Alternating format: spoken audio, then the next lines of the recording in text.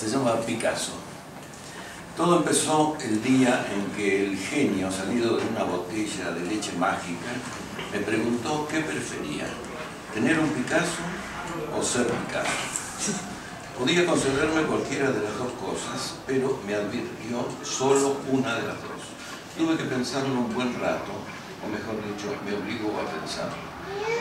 El folclore y la literatura están llenos de cuentos de codiciosos, atolondrados, castigados por su precipitación, tanto que es como para pensar que esa oferta de dones siempre esconde una trampa. No hay bibliografía ni antecedentes serios en los que basarse para decidir, porque estas cosas solo pasan en cuentos o chistes, no en la realidad. De ahí que nunca nadie lo haya pensado seriamente. En los cuentos siempre hay trampa. De algún modo no tendría gracia y no habría cuentos. Todo el mundo debe haberlo pensado alguna vez, pero no se puede. Yo mismo lo tenía bien meditado, en el formato de los tres deseos, que es el clásico. Esta alternativa de la que me ponía el genio era tan insólita y uno de sus lados tan efectivo que lo menos que podía hacer era soplar. Extraña, pero muy importante. Yo salía de la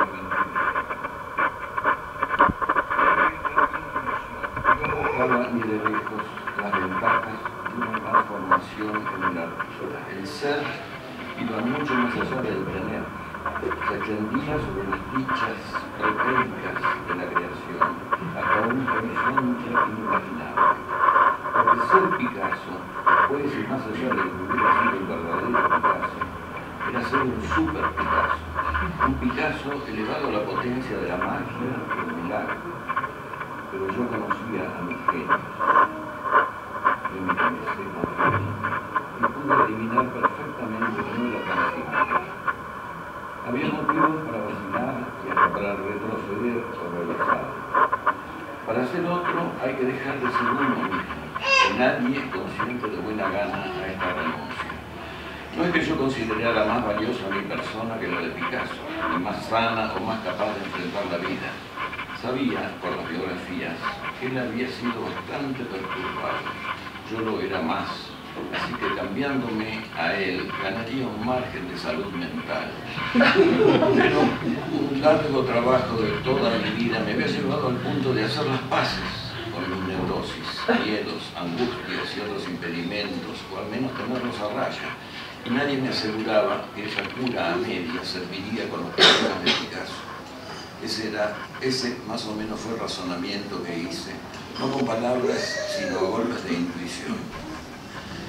En el fondo, la situación era un caso extremo de la problemática de la identificación, que va más allá del maestro de Málaga, ya que se plantea ante cada artista admirado o venerado o estudiado. Va más allá, pero al mismo tiempo se queda en Picasso. La identificación es una de esas cosas que no se pueden generalizar. No hay identificación en general, como concepto, sino que la hay en particular, con esta o aquella figura.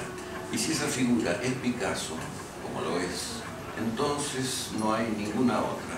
El concepto se invierte sobre sí mismo, como si dijéramos, pero es una manera burda de decirlo, que no se trata de la identificación con Picasso, sino de el Picasso de la identificación.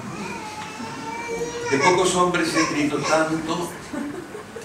Todos los que tuvieron algún contacto con él dejaron testimonios, anécdotas, retratos. Es casi inevitable encontrar ahí algún rasgo que coincida. Por ejemplo, cuentan que tenía problemas con la acción. Veía un papel tirado en el piso de su estudio y le molestaba, pero no lo recogía y el papel podía quedar meses tirado en ese sitio. A mí me pasa exactamente lo mismo. Son como pequeños tabúes incomprensibles, parálisis de la voluntad, que me impiden hacer algo que quiero hacer y me lo siguen impidiendo indefinidamente. La sobrecompensación correspondiente es la producción frenética de obra, como si pintando cuadro tras cuadro ese papel fuera a levantarse solo. Sea como sea, de lo que no podía dudar era de la continuidad de la producción a través de todas las transmigraciones. Picasso no era Picasso, sino en tanto pintor, de modo que siendo Picasso yo podía pintar todos los Picassos que quisiera y venderlos y ser rico, y eventualmente, dado que los ricos hoy lo pueden todo, dejar de ser Picasso, si me sentía aprisionado en una vida que descubría que no me gustaba. Por eso dije, el don de ser incluía el de tener. Picasso, el histórico, dijo una vez, querría ser rico para vivir tranquilo, como los pobres. Aún dejando de lado la ilusión de que los pobres no tienen problemas, en la frase hay algo extraño. Él ya era rico, y muy rico, pero no tanto como lo habría sido hoy, 30 años después de su muerte, con la valorización de sus cuadros. He sabido que los pintores tienen que morirse, dejar de producir para que sus cuadros se hagan realmente valiosos. De modo que entre ser Picasso y tener el Picasso había un abismo económico, como lo había entre la vida y la muerte. Había que interpretar esa frase, más allá de su ingenio vacilongo, como una profecía de la situación en la que me ponía el genio, como un mensaje de ultratumba que me dirigía desde el pasado, sabiendo que mi máxima aspiración era una vida realmente tranquila, sin problemas. Pero con los precios actuales y con la relativa modestia de mis ambiciones, con un solo cuadro me bastaba para ser rico y vivir en paz, dedicado a la creación novelesca, al ocio, a la lectura. Mi decisión estaba tomada, quería un Picasso. No bien lo hube pensado, el cuadro apareció sobre la mesa, sin llamar la atención de nadie, porque en ese momento los ocupantes de la mesa vecina se habían levantado y se alejaban, y los demás me daban la espalda, lo mismo que las chicas del bar. Contuve la respiración, pensando, es mío. Era espléndido. Un óleo de los años 30, de tamaño mediano, me sumía en la contemplación largo rato. A primera vista era un caos de figuras dislocadas en una superposición de líneas y colores salvajes, pero intrínsecamente armónicos. Lo primero que aprecié fueron las bellas asimetrías que saltaban al encuentro de la mirada, se escondían, volvían a aparecer desplazadas, volvían a ocultarse. El empaste, la pincelada, estaba pintado a la prima, exhibían con imperioso desenfado esa seguridad que solo un virtuosismo olvidado de sí mismo puede alcanzar. Pero los valores formales no hacían más que invitar a una exploración del contenido narrativo.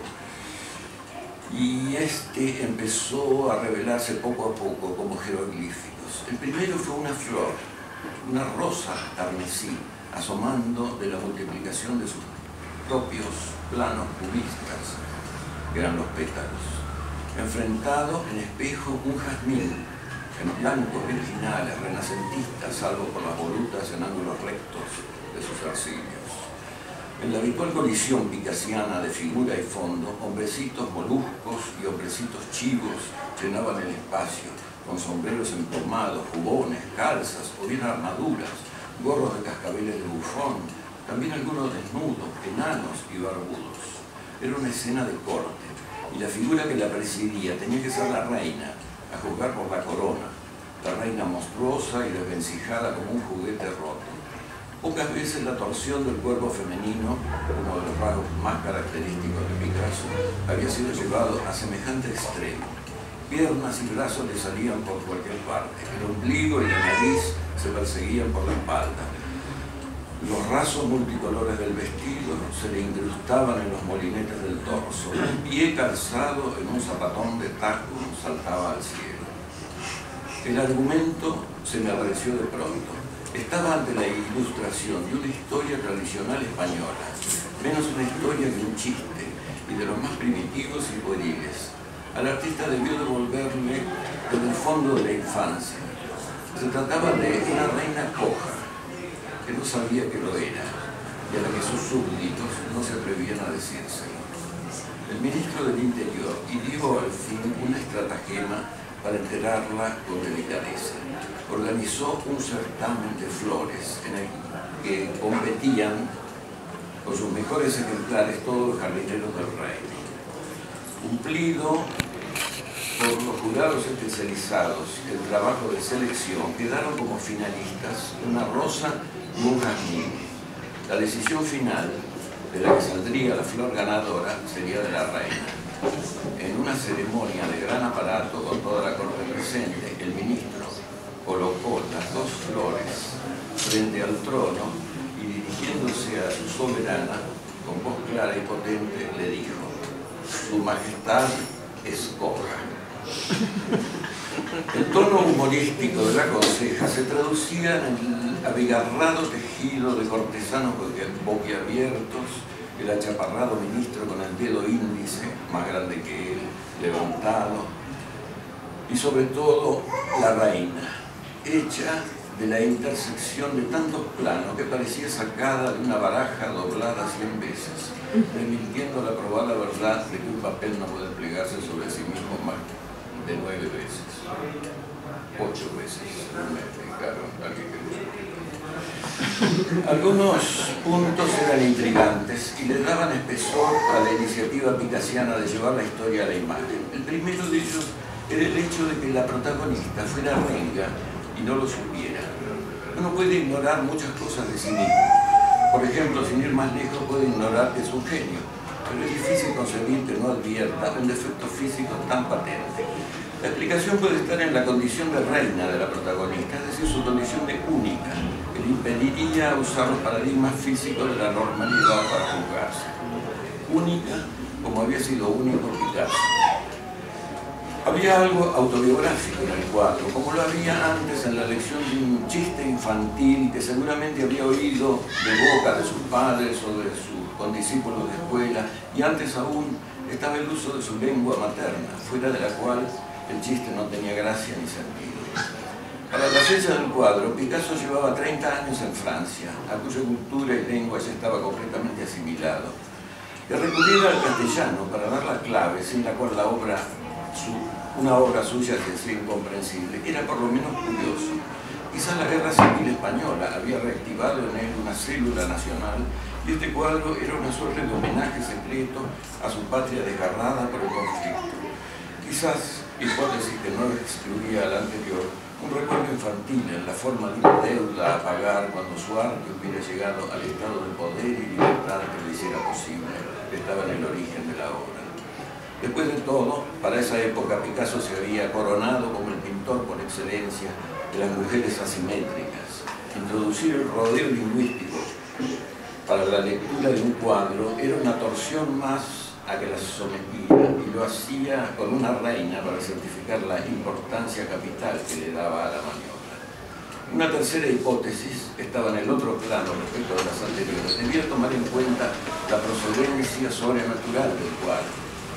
Nadie había sabido de él hasta hoy y su naturaleza de enigma y secreto se había mantenido intacta hasta materializarse ante mí, un hispanoparlante, escritor argentino adicto a Duchamp y a Rousseau. Fuera como fuera, se trataba de una pieza única, singular, aún dentro de la producción de un artista en el que la singularidad era la regla. No podía menos que aspirar a un precio récord. Antes de internarme en una de mis habituales ensoñaciones sobre la prosperidad futura, me deleité un poco más en la contemplación de la obra maestra. Lo hice con una sonrisa. Esa reinita chueca que había que rearmar a partir de un remolino de miembros entremezclados, era conmovedora, con su cara de galleta. Una vez que uno le encontraba la cara, con su corona de papel dorado de chocolatín y sus manos de títere, ella era el centro, aunque de un espacio en el que no había centro. La ronda de cortesanos, una verdadera corte de los milagros pictóricos, estaba pendiente de su elección. La fugacidad de las flores recordaba el tiempo, que para ella no era tiempo extenso, sino el instante de comprender, de hacerse cargo al fin, después de toda una vida de ilusión. Una versión más cruel del mismo chiste podía decir que la reina siempre había sabido que era coja. ¿Cómo iba a ignorarlo? Pero la buena educación había impedido que nadie hablara de lo que ella prefería no hablar.